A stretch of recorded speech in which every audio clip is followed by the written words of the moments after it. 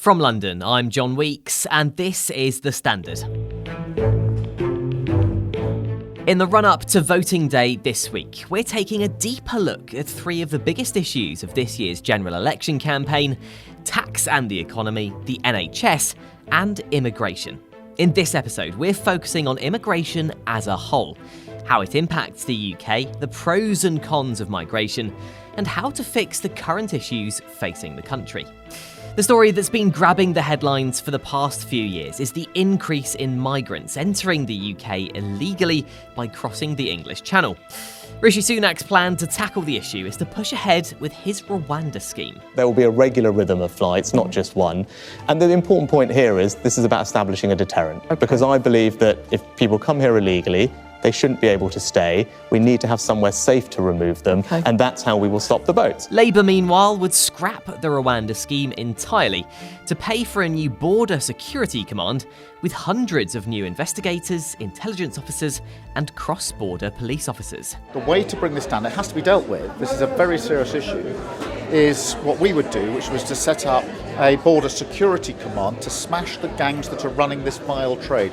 There are gangs that are making a fortune putting people into boats. We have to take them down. The Lib Dems said they'd also cancel the Rwanda Scheme and invest the savings in clearing the Asylum backlog, while Reform UK said they'd create a new Department of Immigration and pick illegal migrants out of boats and take them back to France. But what is the best course of action, and how much do these crossings impact the overall immigration picture in the UK? Well, joining me now is Madeleine Sumption, the director of the Migration Observatory at the University of Oxford, who's a policy specialist focusing on the impact of migration policies and the role of migrants in the labour market. So, Madeleine, welcome to the podcast. Immigration feels like it's been a really hot topic for years now, but especially during this election campaign. First of all, how would you describe the state of immigration in the UK in 2024? Well, this is quite an unusual time when it comes to immigration because for two reasons. Firstly, that the level of migration is much higher than it's been in the past. So before Brexit and before the pandemic, we were looking at net migration. That's the measure that people tend to use here. So the number of people coming in minus the number of people leaving. Net migration was roughly 250,000, sometimes nudging up to 300,000. Then after the pandemic, there was a dramatic shift for various reasons that we might get onto, but there was a big spike in net migration figures to around 700,000. Now, while we're recording today, the figures appear to be coming down, and I would expect them to come down further in recent period. But that's, one, I think, really important feature of the current debate is that the migration levels have been pretty high by historical standards. The other thing that's unusual is what's going on in the asylum system. This is something that's kind of come and gone over the period of British history. There was a previous spike in asylum applications back around the turn of the century. But really the big new thing is that people have realised that they can reach the UK in small boats, and an industry has grown up around that. And the government has really struggled to stop people from arriving in that manner. And most of the people who arrive claim asylum. So this has created another set of challenges for the government, one of which is a very large asylum backlog of unprocessed applications that was allowed to build up over the last few years. And mentioning the sort of why behind this rise of numbers, as you mentioned, following the pandemic, what are those reasons, Madeleine, and why are they so, I suppose, impactful? So there were really three things that happened. One was the war in Ukraine and the government's decision to open up a humanitarian visa scheme for Ukrainians. And that had a substantial impact on the numbers in 2022 in particular. And that was the peak. That was the highest year that we had on record for net migration.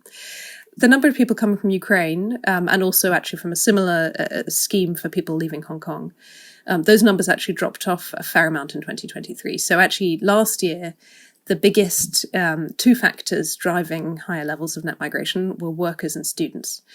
And that happened for two reasons. On the work side, it was primarily because of a much larger number of people coming to work in the care sector.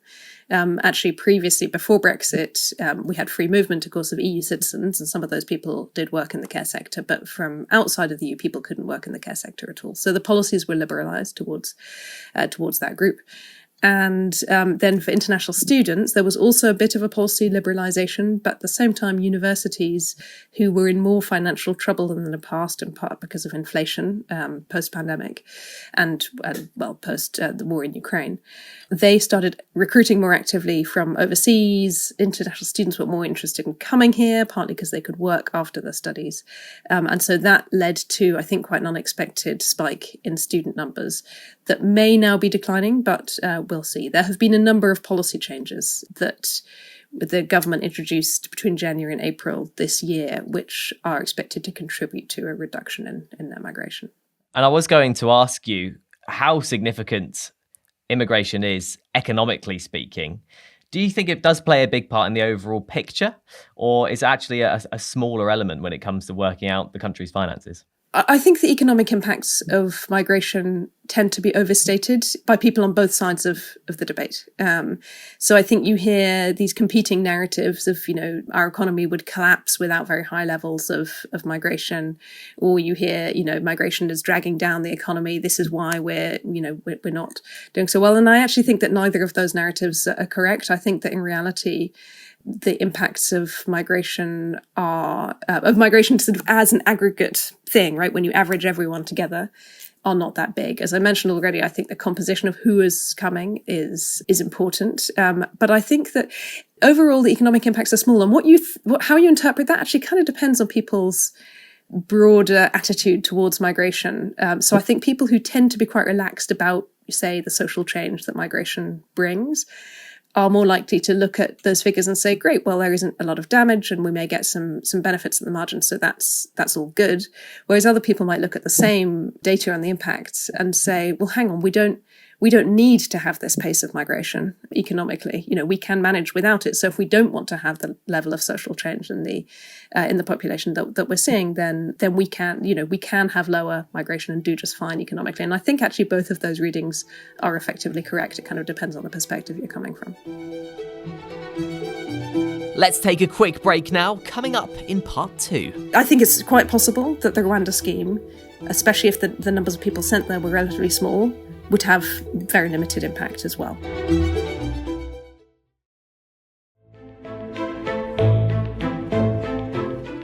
Another sort of factor, another element that's discussed when it comes to immigration is, of course, this big backlog of processing migrants into the UK. How significant is that in terms of the overall migrant picture? If, for example, all of those people could be processed tomorrow, what would the effect of that be? So I think it is a very important issue. I think that statistically, it's not that big in terms of overall migration. So asylum seekers make up around 10% of the overall net migration figure. So not huge. But it is important partly because we're talking about a group of people who tend to need more support. So most have to be provided with accommodation because they don't have the money to afford it themselves. And while their claim is pending, they're not allowed to work. The other reason it's important, we've got a group of people here. Some are going to be recognised as refugees and some are not. And, we can perhaps get into the new legislation, which would change some of this potentially, although, depending on who forms the next government. But for the moment, broadly speaking, there are quite a lot of people with pending claims who are going to receive refugee status. And for those people, there's a real cost to leaving them in limbo for a long period, because there's actually evidence that the longer you keep someone out of the labour market, the harder it is for them to get in. On the other hand, if you have people who are going to be removed, then it doesn't make a lot of sense to keep them here for 2 years waiting for that decision to remove them. If that's going to happen, then you also want to do that quickly. So I think regardless of your perspective on migration and on refugees and asylum, the asylum backlog is a problem. It's an expensive problem. If you could name, Madeleine, I'm going to challenge you here. If you could name the top 3 ways to deal with an influx in migrants, based on evidence, I suppose, what would they be?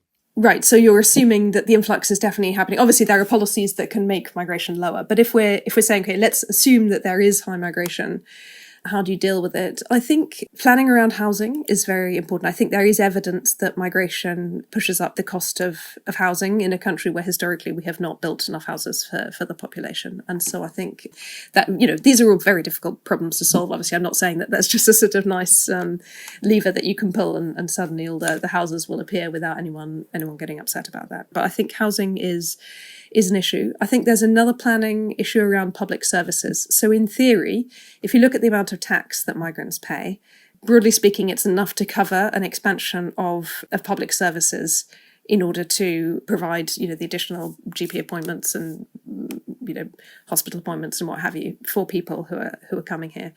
The question is whether the money actually gets to the places where it's needed, whether it actually goes into the public service in the first place, and then kind of geographically do the areas that experience highest levels of migration, get the funding that's needed to keep up with that. So I think that's another big technical issue. And then I think there's a sort of set of much smaller issues around integration. So things like language learning, for example, and supporting people sort of familiarising themselves with everyday life in the UK. There's a whole set of interventions, most of which I think happen at the local level. And one of the challenges is that the evidence is actually not that good on which of those interventions are most effective. So I think that there is sort of a lot of interesting, innovative stuff going on to help support migrants' integration, but we still don't have a really good picture of sort of, what is the one thing that you should really invest in. The headline policy, I suppose, to tackle specifically the migrants coming over in the small boats from France is the Rwanda Scheme. Do you believe deterrents like that can be effective? Right. So we have evidence from what other countries have done to try to deter people from claiming asylum. And most of the policies that other countries in similar high-income countries, some of the evidence is from the EU, for example, a lot of that evidence is from policies that are more sort of tweaks at the margins that aren't as significant as the Rwanda scheme. That evidence tends to suggest that policies don't have a big impact, that deterrence policies effectively don't work. Now, I think that if there are, and I think it's quite possible that the Rwanda scheme, especially if the numbers of people sent there were relatively small, would have very limited impact as well. The uncertainty, the reason that I wouldn't sort of say all out, Rwanda scheme wouldn't work, is that I think that there are scenarios where actually a very large number of people were sent to Rwanda, where it probably would have a significant deterrent effect. If you take it to the extreme, if you really sent 100% of people there, like Australia did with its offshoring program about 10 years ago, I think that it's difficult to imagine that not having an impact. But, we have no idea how feasible that scenario actually is, and the government was never particularly forthcoming on actually realistic scenarios of how many people really could be sent to Rwanda. So, Madeleine, from the perspective of the director of the Migrant Observatory, what are your hopes, really, for migration in the UK over the next 12 months or so? So one thing that makes us a little bit unique is we don't actually make any policy recommendations at all. Our view is that actually most policy decisions are really political questions. One thing I do permit myself to express a view on is data, though, because we use data a lot, and the government needs data to understand what's going on in the immigration system. And so one thing that I hope we will see more of, not just over the next year or so, but in the next 10 years, is a better strategy. So we're not in a position where we're introducing new migration policies with no plan about how to evaluate them or how to understand whether they did what politicians hoped them to do. There's more election news and analysis inside the Evening Standard newspaper and online at standard.co.uk.